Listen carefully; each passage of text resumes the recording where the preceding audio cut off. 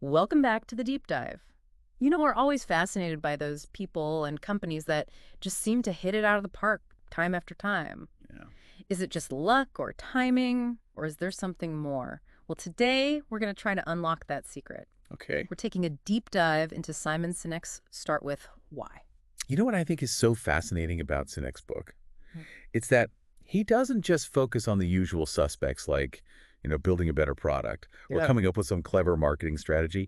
He digs deeper. He says lasting success hinges on something much more fundamental, Mm. something he calls starting with why. So hold on, are you saying it's not about what you do, but why you do it? Exactly. Most Yeah. companies, they lead with what they're selling, right? Right. But truly inspiring leaders and organizations, they do the opposite. Okay. They start by connecting with you on a deeper level. They tap into those beliefs and values that make you, well, you. That makes sense, but how does that actually play out in the real world? Well, Sinek uses Apple as a prime example. Think about it. They don't just tell you about their products. Mm. They make you feel like you're part of something bigger. I see.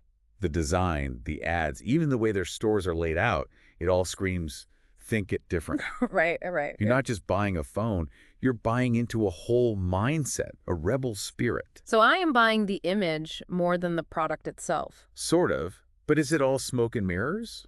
Or is there something more to it? Yeah, is there something more? Here's where things get really interesting. Sinek links this, starting with why, to, get this, biology. Yeah, okay. The biology of how we make decisions. Mm-hmm. He says the part of our brain that controls emotions and feelings, the limbic brain, plays a huge role in what we choose. Wait, so you're telling me gut feelings have a scientific basis? Absolutely. The limbic brain is super fast. But here's the catch. Okay. It doesn't process language. Interesting. That's why we often make decisions that feel right, Yeah. even if we can't quite explain why. Ah. And that's why connecting with people on an emotional level, on the level of their WHY, is so powerful. That makes a lot of sense. But if we're all wired this way, why do so many companies still rely on those, kind of manipulative marketing tactics? You mean like the limited time offers and the fear-mongering? Yeah, exactly. Sinek dives into that too. He says those tactics, price wars, fear-based advertising, sure, they might drive short-term sales, but they don't build lasting loyalty. In fact, they actually create a lot of stress and uncertainty for both the buyer and the seller. So it's like a sugar rush. It feels good for a minute, but doesn't last. You got it. Inspiration, on the other hand, it's about building a much deeper connection. Right. It's about making people feel like they're part of something bigger, something they truly believe in. Yeah. And that's what creates those diehard fans who stick with you through thick and thin. So how do you actually build that kind of loyalty? Does Sinek give any real-world examples? He does. He points to Southwest Airlines. Their goal from the beginning was to be the champion for the common man, making air travel affordable, fun, accessible. It wasn't just about cheap flights. It was about making flying possible for everyone. Okay, I've flown Southwest a lot, and I do always love their energy. I never really thought of it in those terms before, but it totally fits. Right. And to drive home the point about connecting on a deeper level, Mm-hmm. Sinek tells this hilarious story about this guy named Brad on a date. Oh no, poor Brad. What happened? Well, Brad's focused on all the superficial stuff, looks, job title, who he knows. He's basically just rattling off his what's instead of trying to, connect on a deeper level, Oh no. on the level of WHY. And how'd that work out for him? Well, let's just say the date did not go well. Ouch. Yeah, I think we've all been on one side or the other of that equation. Yeah, we all have. But the point is, it's not about dazzling people with superficial stuff. Right. It's about understanding what truly matters to them, what makes them tick. Exactly. Whether you're selling a product, building a company, or even on a date, it all starts with WHY. Okay, so clarity of WHY is key. But how do you make sure it doesn't just become some empty slogan on your website? How do you turn that WHY into something that actually drives your decisions and actions? Sinek is really big on discipline and consistency here. He says your WHY should be woven into every single thing you do. And to illustrate this, he uses, well, a pretty extreme example, Shackleton's Antarctic expedition. Oh, wow. That's a great story. Just incredible resilience and teamwork in the face of, almost impossible odds. It really is. But how does that tie back to starting with why? Well, Sinek points out that Shackleton, he was very careful in who he chose for his crew. His recruitment ad, it was very unusual for the time. I can He imagine. wasn't just looking for skilled seamen. He wanted people who were, driven by adventure, Okay. who crave the unknown. So he was looking for people who believed in his WHY even before they knew what the expedition was really about. Exactly. And that brings us to a really key insight about building successful teams, companies, organizations. It's not about finding talented people and then motivating them with rewards or punishments. It's about finding those who are already passionate about your WHY. Oh, that makes a lot of sense. People who are intrinsically motivated Yep. and then giving them the space and support to just thrive. He makes a similar point with that story about the two stonemasons, right? You know, One guy sees his work as just laying bricks, while the other feels this sense of pride because he's building a cathedral. exactly. And it shows how a sense of purpose can completely transform how we see our work. Mm. When we're connected to something bigger than ourselves, we're just naturally more engaged, more motivated, more resilient, even when things get tough. This is all so powerful, but what happens when organizations lose sight of their WHY? Is that just inevitable as companies grow and get more complex? Sinek calls it the split. He thinks it's one of the biggest dangers facing successful organizations. It often happens as companies grow and become more focused on systems and processes. So it's like they achieve what they set out to do, and then they're not sure what's next. Exactly. Sinek actually uses Walmart as kind of a cautionary tale. Okay. They started with this very clear WHY, serving the community, making things affordable. Right. But as they grew, the WHY faded, and decisions started to prioritize, profits over people. Yeah, it is hard to reconcile the Walmart of today with, that image of Sam Walton in his pickup truck connecting with everyone. It's a stark reminder, even the most successful can lose their way if they don't actively cultivate and protect their WHY. Okay, so how do we avoid that split? How do we make sure our WHY stays front and center, even as things get more, complicated? That is the million-dollar question, and luckily, Sinek offers some really helpful insights. Okay, I'm all ears. One of the keys is that achieving any vision requires both WHY, the inspiring purpose, and have W, the skills and systems to make it happen. Ah, so it's about that balance. Right, that crucial balance that keeps everything moving in the right direction. Mhm. It's like having a recipe.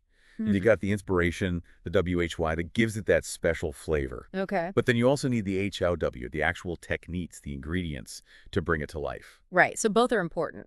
Absolutely. And Sinek points out those two perspectives, they can actually clash sometimes if you're not careful. That makes sense. I mean, the WHY people, they can be pretty passionate, even a bit idealistic sometimes, right? Yeah, for sure. And the HOW folks can seem more, I don't know, pragmatic, maybe even a little cynical. You nailed it. But when those two sides work together, Yeah. magic can happen. So how does this play out in the real world? Are there examples of this dynamic duo in action? Think about Steve Jobs and Steve Wozniak. Oh, yeah. Jobs, he was the visionary, the WHY guy, always pushing the boundaries. Right. And Wozniak, he was the engineering genius, the HOW guy who could actually turn those crazy ideas into reality. You're like the classic dreamer and the builder. Exactly. And Sinek suggests these kind of partnerships, they often come from families or close friendships. Where there's already that foundation of trust and shared values. Exactly. Yeah. But having a clear WHY and the how WTU to actually do it, Yeah. that's just the start. To really make an impact, you need to amplify that message. Make some noise. Exactly. You need to build what Sinek calls a megaphone. I like that analogy. So how do we build a megaphone that actually works? Well, Sinek uses Apple again. Remember that 1984 Macintosh commercial? Oh, yeah, the one that was almost cinematic. Exactly, that ad. It wasn't about product features or specs. It was a bold statement of their WHY, their belief in challenging the status quo. Right, and empowering the individual. You got it. It was powerful, almost subversive. It felt like more than just an ad. Like a cultural moment. Exactly. And that clarity, it just resonated with people who shared that belief. And those people became Apple fans. They weren't just buying a computer, they were joining a movement. Yeah. And it all goes back to being authentic, right? Totally. You can't just slap a catchy slogan on something and expect people to, instantly believe it. Nope. It has to come from a genuine place, and it's got to be reflected in everything you do. 100%. Sinek actually has this tool for making sure your actions align with your WHY. Okay. He calls it the celery test. I've heard of this, but to be honest, I'm still not quite sure how it works. Can you walk me through it? Okay, imagine you're at the grocery store, right? and everyone's giving you advice on what to buy. Mm-hmm. Some are saying Oreos, some are saying kale smoothies, some are saying celery, and you end up with this basket full of random stuff. Yeah, sounds familiar. Decision fatigue is real. But what if your WHY is health and well-being? Mm. Suddenly the choices are clear, right? You grab that celery and the kale and leave those Oreos on the shelf. It's like my willpower just got a boost. That's the celery test. Making decisions through the lens of your WHY, even when they're tempting distractions. So it's a filter for my choices, helping me stick to what I really value. Exactly. And it's not just for personal stuff, right? Sinek applies the celery test to business decisions, too. Okay, interesting. He says when companies make choices that are consistent with their WHY, they attract the right people. Customers, Yeah. employees, partners. Who are already on board with their values? Yeah, they become natural advocates. So it creates this kind of like positive feedback loop. Exactly. The more you align your actions with your WHY, Yeah. the more you attract those who believe in it. And the more momentum you build. Precisely. Sinek even offers an example of this in action, a guy named Ron Bruder, a real estate developer who always starts with WHY. Okay. He revolutionized the whole brownfield redevelopment thing, not just for profit, but to actually clean up the environment. Nice. And now he's tackling world peace with his EFE Foundation, empowering youth in the Middle East. That is amazing. So he aligned his business goals with a deeper purpose, and it's driven him to make a real difference in the world. Exactly. Bruder's story shows what can happen when you lead with WHY. You achieve incredible things and attract those passionate supporters who help you bring that vision to life. But even with all the best intentions, it still seems easy to get off track, right? Especially as things get more, complicated. So how do we actually prevent the split? How do we make sure that WHY stays front and center as organizations grow and change? Great question. And as it happens, Sinek offers a bunch of practical strategies for doing just that. I am ready.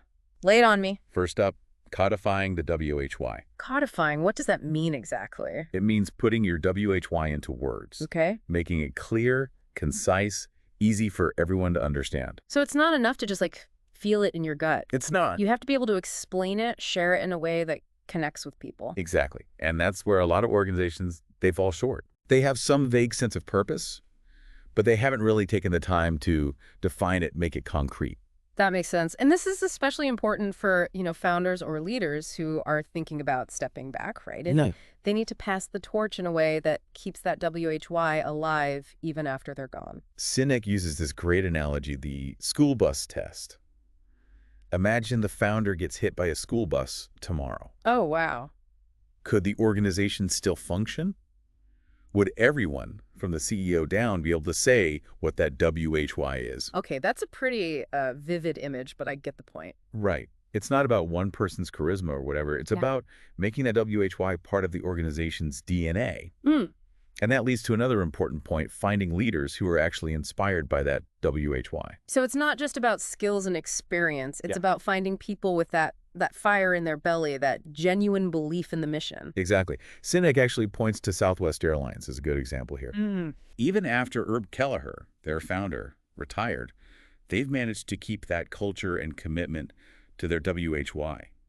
That's impressive. It is. It's about building a team of true believers, people who are not just going through the motions. Right, people who are actually passionate about the work. But how do you create that kind of environment where that passion can thrive?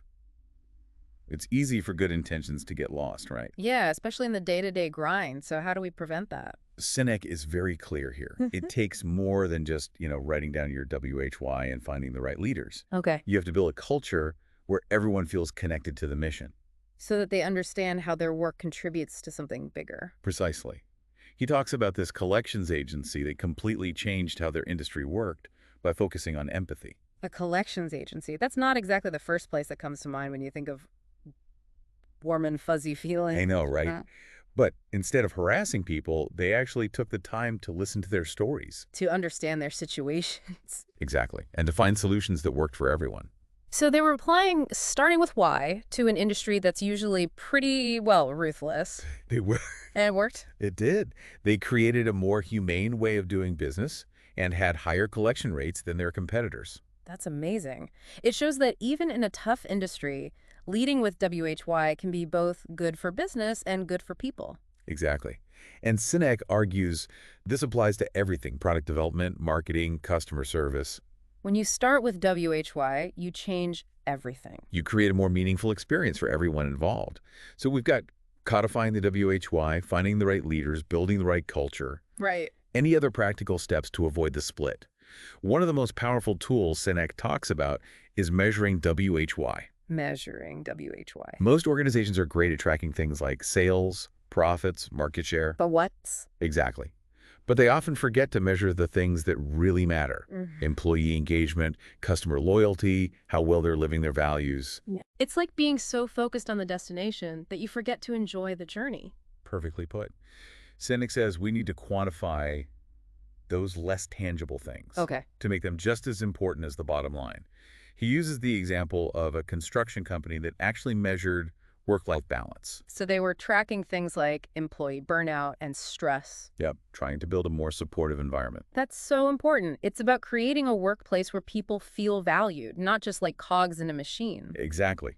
And when people feel valued, they're more loyal, more passionate, more committed. But measuring WHY, that can be tricky, right? How do you put numbers on things like passion and purpose? It starts with figuring out which behaviors and attitudes reflect your values. I see. If your WHY is innovation, you track things like new ideas, willingness to experiment, collaboration. So it's about getting creative with your metrics, finding ways to measure what truly matters, even if it doesn't fit neatly into a spreadsheet. Exactly. Yeah. And it takes practice. You got to experiment and refine, see what works for your organization. Keep tweaking it. The key is to make measuring WHY a priority, just as important as tracking your finances. So to sum it all up, preventing the split is an ongoing thing. It is. It's about always checking in with your WHY, making sure it shows up in your actions, your decisions, Right. and building a culture that supports it from top to bottom. It's not a one-time fix. It's about cultivating a culture of purpose. A shared belief that guides everything you do. And it's not just about building a better business. It's about creating a more fulfilling experience for everyone involved. This has been amazing. I feel like I have a whole new perspective on what it means to build truly successful organizations. Me too. It's not just about profits. It's about creating a place where people feel inspired and connected to a purpose that's bigger than themselves. It really is. In Sinek, he actually takes this idea even further. He talks about the difference between, achieving success and actually feeling successful. Yeah, I think we've all met those people who seem to have it all on paper, but they're still not, like, truly happy. Oh, absolutely. He tells this story about like a gathering of these super successful entrepreneurs, right? People who built these massive companies, Yeah. made tons of money. Mm-hmm. But a lot of them, they felt empty, like they were still searching for something. So even when you're living the dream, you can still feel like something's missing. What is it? What's that missing piece? Sinek thinks it's because they focus on the what, like those external signs of success, the trophies. rather than the why that really drove them in the first place. Yeah. It's like, they climbed to the top of the mountain, Yeah. but once they're there, they feel lost. So it's like you achieved the goal, but you never really knew why you wanted to achieve it in the first place. Exactly. So how do you avoid that? Yeah. How do we make sure we're not just achieving success, but actually feeling it? Sinek's answer is pretty simple, but it's deep, too. Stay connected to your WHY. Okay. Remember that thing that fuels your passion, that gives your actions real meaning? Yeah. And that WHY doesn't have to be some big, huge, world-changing thing. Right. It can be about making a difference in your community, Yeah. creating something that brings people joy, whatever truly matters to you. It's about, like, finding that thing that lights you up inside. Yes. And when your actions match your WHY, everything changes. How so? Well, your achievements, they become more than just milestones, right? They're expressions of your purpose. I see. So it's not about getting a pat on the back from someone else. It's about that feeling of, like, deep satisfaction. I like that. It's not about the size of the trophy. It's about knowing you're living in line with what you believe, making a real difference. Exactly. And that feeling, Yeah. that genuine success, it's there for everyone, Everyone. no matter what you've achieved or where you are in life. I love that. But how do we actually find that sweet spot, where our passion meets our purpose, meets our work? It's easy to lose sight of that when life gets crazy busy. It is, and Sinek talks about that too. He says it starts with making time for reflection. Just stepping back from the hustle and asking yourself those big questions. Like, what am I really passionate Sure. about? Exactly. What kind of impact do I want to make? So it's about creating space to reconnect with, like your inner compass. Yes. And this doesn't have to be some big formal thing. Right. Just take a few minutes each day, journal, meditate, whatever works for you. Just be quiet and listen to your own thoughts for a minute. Exactly. And once you have a better sense of your WHY, the next step is finding ways to bring it into your everyday life, Making choices that reflect what you truly value. even in small ways. Yeah, so it's not just about those big dreams and grand gestures. That's not. It's about finding those moments of alignment throughout the day, little things that remind you of your purpose. And the more you do this, the more natural it becomes. Your WHY starts to, infuse everything. How you interact with others, the projects you choose, even how you spend your free time. So you create a life that's a genuine reflection of your WHY. Exactly. And living that purpose-driven life, it's not always easy. Oh, yeah, I can imagine. There will be challenges, setbacks, doubts. Right. But when you've got that strong sense of WHY, you're going to keep going. It gives you that resilience to bounce back. It does. This has been such an incredible conversation. It's given me a whole new perspective on what it means to truly live a successful life. Me too. It's not about the stuff. It's about finding that spark, that purpose that keeps us moving forward and makes us feel truly alive. Absolutely. And I hope our listeners are feeling inspired to figure out their own WHY, Yeah. to find ways to weave it into their lives. It's a journey worth taking, one that can lead to so much more fulfillment and meaning and joy. It really can. Hmm. So to everyone listening, take some time for yourselves. Yeah, take some time. Think about what really matters. Find your WHY. Believe in it. Let it be your guide. And you don't have to do it alone. Find your people. Those who share your values, who And get just like it, a tribe. support each other. And until next time, keep diving deep.